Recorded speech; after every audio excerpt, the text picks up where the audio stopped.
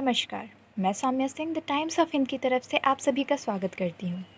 आज के हमारे माननीय महोदय के इस कार्यक्रम में हम बात करने वाले हैं बिहार के राजनेता श्री नीतीश कुमार जी के बारे में। जानेंगे उन्होंने अपना राजनैतिक करियर कैसे शुरू किया, बुनियादी शिक्षा कहाँ से पाई, इन सब के बारे में बात करना। चलिए शुरू करते हैं। नीतीश कुमार, जिन्हें हम बिहार के मुख्यमंत्री के रूप में जानते हैं, जो अपनी साफ सुथरी छवि के लिए भी जाने जाते हैं, इसीलिए तो हम इन्हें सुशासन बाबू भी कहते हैं। नीतीश कुमार का जीवन काफ़ी संघर्ष भरा रहा है। राजनीतिक जीवन के उठापटक ने उन्हें लोहे सा मजबूत बना दिया और अपने आत्मविश्वास की बदौलत वो आज बिहार के मुख्यमंत्री हैं और बिहार में इतिहास रच रहे हैं। नीतीश कुमार का जन्म 1 मार्च 1951 को बिहार की राजधानी पटना से कुछ ही दूरी पर बख्तियारपुर में एक साधारण परिवार में हुआ। इसीलिए उनकी शुरुआती शिक्षा गांव के ही स्कूल में हुई।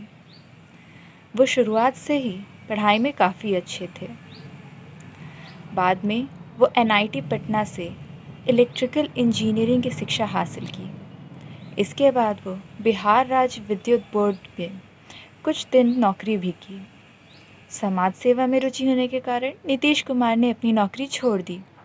घर की आर्थिक स्थिति अच्छी ना होने के कारण उन पर नौकरी का भी दबाव था, पर उन्होंने सभी मोहमाया त्याग कर समाज सेवा में ही अपना सुख पाया।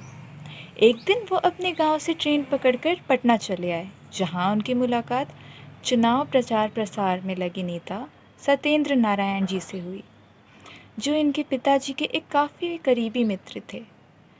उसी दौरान नीतीश कुमार जी जयप्रकाश नारायण जी से प्रभावित होकर उनसे मिलने जाते हैं और जयप्रकाश मूवमेंट से भी जुड़ जाते हैं। उसी जगह उनकी मुलाकात कर्पूरी ठाकुर, राम मनोहर लोहिया, BP सिंह, जॉर्ज फर्नांडिस जैसे नेताओं से होती है। इन्हीं समाजवादी नेताओं से प्रेरणा लेकर नीतीश कुमार ने 1977 में पहली बार विधानसभा चुनाव लड़ा, पर दुर्भाग्यवश वो हार गया। फिर भी उन्होंने अपनी मेहनत और ईमानदारी के बदौलत 1985 में चुनाव लड़ा और उन्हें जीत भी मिली।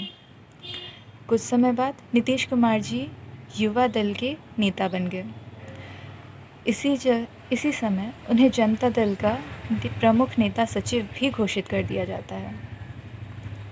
कुछ समय बाद इन्होंने अटल बिहारी वाजपेयी जी के सरकार में केंद्र मंत्री का पद।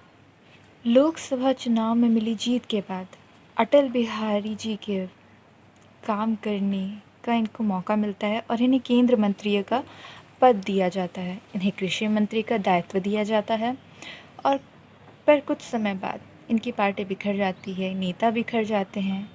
वो फिर से समता पार्टी के साथ काम करने लगते हैं। उनके एक्सपीरियंस और नॉलेज के कारण उन्हें रेल मंत्री बना दिया जाता है। एक बार एक रेल की दुर्घटना हो गई और नैतिकता के आधार पर नीतीश कुमार जी ने रेल मंत्री के पद से इस्तीफा दे दिया।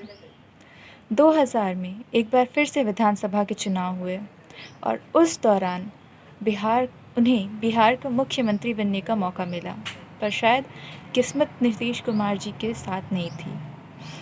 सरकार चल न सकी और नीतीश कुमार जी को 7 दिनों में ही अपने पद से इस्तीफा देना पड़ा। लेकिन इन्होंने फिर से मेहनत की और 2001 में पुनः देश के रेल मंत्री बने और इन्हीं के कार्यकाल में रेलवे में टिकटें, तत्काल टिकट और एक और संख्या में टिकट काउंटर खुले। इतने बड़े बड़े काम करे, लोगों की मदद की। इसी में वक्त बीतता गया और 2005 के विधानसभा चुनाव आ गए। नीतीश कुमार जी की पार्टी का गठबंधन BJP के साथ हुआ और उन्होंने बिहार के मुख्यमंत्री पद की शपथ ली। 2010 का चुनाव आता है। नीतीश कुमार और भारतीय जनता पार्टी के इस गठबंधन को कुल 243 में से 206 सीटों के करीब मिली और नीतीश कुमार एक बार फिर से बिहार के मुख्यमंत्री पर आसीन हो जाते हैं। वक्त बदलता है, सहयोगी बदलते हैं, नीतीश कुमार एक नए महागठबंधन का निर्माण करते हैं और 2015 के चुनाव में उन्हें अभूतपूर्व सफलता मिलती है और नीतीश कुमार एक बार फिर से बिहार के मुख्यमंत्री बन जाते हैं।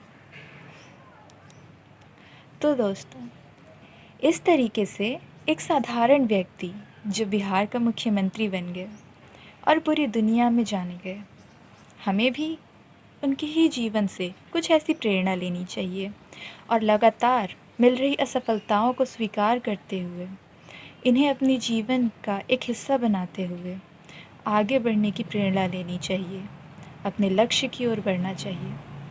धन्यवाद। अगर आपको हमारी वीडियो पसंद आती है तो हमारे वीडियो को लाइक करें। अगर आप ट्विटर या इंस्टाग्राम पे हमारी वीडियो देख रहे हैं तो इसे लाइक करें और हमारे पेज को ज़रूर फॉलो करें। अगर आप ये यूट्यूब पे देख रहे हैं तो लाइक करें, शेयर करें, सब्सक्राइब करें। अगली बार आपसे फिर मुलाकात होगी एक और नए एपिसोड के साथ, एक और नई बात के साथ। तब तक के लिए सुरक्षित रहिए। नमस्कार।